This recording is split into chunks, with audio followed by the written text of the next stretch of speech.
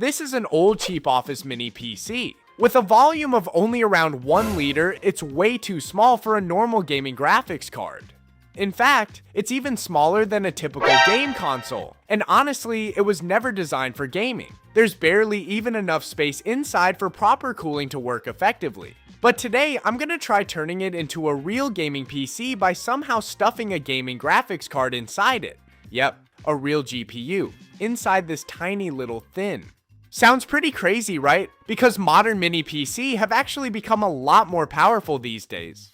Some of them can even handle gaming surprisingly well using only integrated graphics. But the problem is, those systems aren't cheap at all, and there's no way I'm spending thousands of dollars just to buy a mini PC without a dedicated graphics card. So, no, instead, I decided to go with a much more difficult approach. This is the ThinkStation P320 Tiny, a fairly well-known office mini PC from Lenovo with an incredibly compact size of only around 1 liter in volume. It's small enough to fit right in the palm of my hand, and honestly, it looks more like a Wi-Fi router than an actual PC. In a previous video, I turned this machine into a super compact console emulation system running Batocera. But today, I want to take things much further. I want to turn this tiny little thing into a real Windows gaming PC. With an i7-6700 16GB of RAM and a 256GB M2 SSD, I only paid around $170 for this entire system on eBay. And honestly, that's a pretty good deal for a mini PC small enough to fit in the palm of my hand. Despite its tiny size, it still has almost everything you could need. There are 6 USB ports, 3 display outputs, Wi-Fi, Bluetooth. And Lenovo even managed to cram both RAM slots and both M.2 SSD slots into the back of this machine. It honestly feels like they used every single bit of space inside without wasting even a tiny gap. And the most interesting part is it actually has a PCIe slot for a dedicated graphics card. But that's also where things start getting suspicious. Because normally, if you want to build a gaming PC, you need a case large enough for a standard graphics card, along with proper cooling so the whole thing doesn't turn into a miniature oven after 10 minutes of gaming. But this mini PC is actually smaller than some standard graphics cards available today. And to make things even worse, the entire system is powered by a single 135-watt external adapter that basically like a laptop charger. And honestly, the more I look at this thing, the more I start feeling like this is an incredibly terrible idea. But before I start doing questionable things to this machine, I want to experience the pure power of Intel graphics. I mean, before installing any dedicated graphics card at all. Just how terrible is the gaming experience going to be using only the integrated graphics on this system?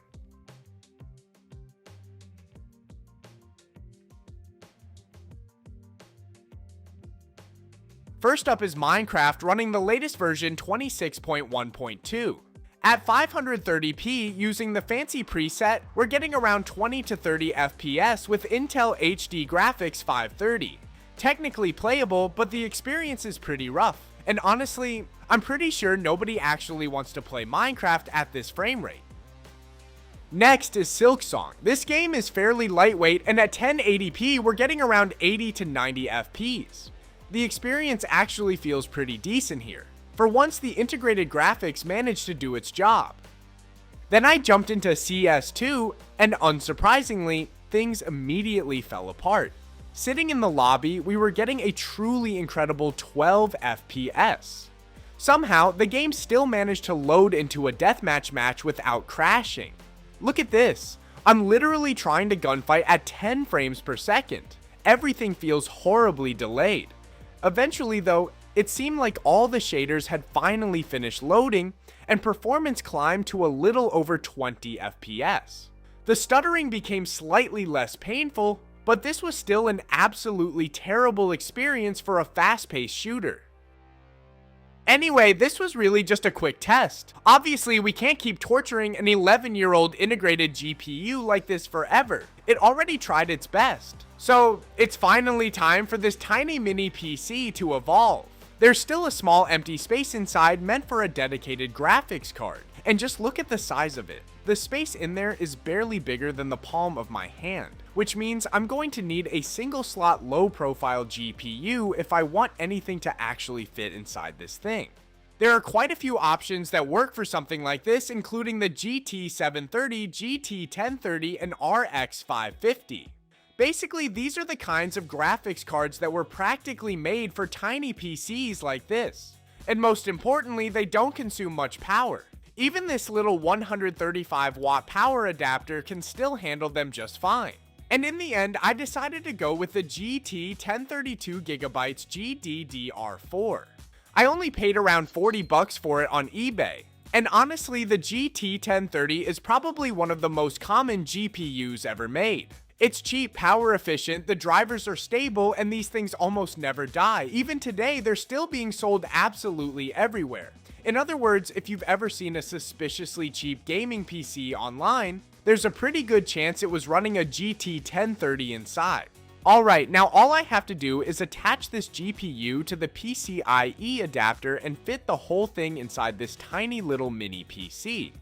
Wow, everything fits surprisingly well. CPU on one side, GPU on the other, and the panel still closes without hitting anything. Just look at this. The GPU bracket matches up almost flawlessly with the back of the machine. Like Lenovo accidentally designed the P320 Tiny, just waiting for the day someone would install a GT1030 inside it. I spent a few minutes just sitting here admiring how ridiculously tiny this thing is. Alright, sorry for wasting a little bit of your time there. And now, it's time for the GT1030 performance. Going back to Minecraft at 1080p using the fancy preset, everything felt completely different this time. FPS stayed above 100 most of the time, all the annoying stuttering was gone, and the PC finally started to feel like a real gaming machine. Next up was CS2. At 1080p low settings, FPS stayed above 60 for most of the gameplay. There were still a few small frame drops here and there, but overall it was completely playable. At the very least, I could finally aim properly instead of spraying bullets everywhere at 10 FPS like before. And now with the classic performance test, Cyberpunk 2077. Yep, the FPS was unbelievably stable. At 12 FPS, everything looked more like a PowerPoint presentation than an actual video game. Alright, the GT1030 definitely helped a lot.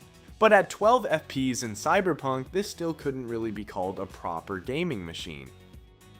So if I actually wanted this tiny PC to become a real gaming rig, I was going to need something much more powerful. And that's where the real problem started. Because the next GPU I wanted to use was a low-profile GTX 1050 Ti. It doesn't need external power, which makes it perfect for this tiny 135 watt setup. But this is a dual slot graphics card, and this mini PC was never designed for something that big. So at this point, there was really only one option left. I grabbed a marker and started measuring the exact position of the GPU cooler, and prepared to do something that would probably give Lenovo engineers a heart attack. I've marked the entire section needed to make room for this GTX 1050 Ti. And now comes the important part. I'll have to cut this very carefully, because if I'm even slightly off, things could go bad very quickly.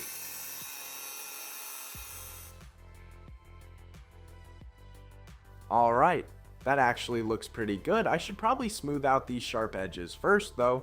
And now, it's time to put everything back where it belongs. Wow. The fit is almost perfect. So now, I officially have a Lenovo ThinkStation P320 Tiny with its own custom ventilation system. It actually looks pretty cool, doesn't it? Maybe I should become a mechanic after this. Alright, let's see how this thing performs after this very questionable upgrade, and whether it actually works the way I hoped. It booted up. The system detected the GTX 1050 Ti 4GB GDDR5. Perfect. Honestly, no, this mini PC now looks more like a tiny spaceship than an office computer. Going back to Minecraft using the exact same settings, we can now easily push past 200 FPS, sometimes even over 300 FPS. Everything feels smooth, the visuals look great, and this tiny mini PC finally feels like a real gaming machine. Next up is CS2 at 1080p low settings. This time, FPS easily stayed above 100 for most of the gameplay. Even after switching over to medium settings, the experience still felt really solid and more than good enough for serious ranked matches. And finally, Cyberpunk 2077. This time, the game became much more enjoyable with around 30 to 40 FPS. It's not perfect, but honestly, it's good enough to enjoy the game if you're not too picky. And for a tiny mini PC running from just a 135-watt power adapter, the fact that it can handle heavy games without any serious issues is already incredibly impressive. So at this point, my tiny little PC had finally become a real gaming machine. And of course, this is definitely not the end. I still have plenty of other ridiculous projects planned for future videos. But what about you? Do you own a mini PC like this? And how would you upgrade it?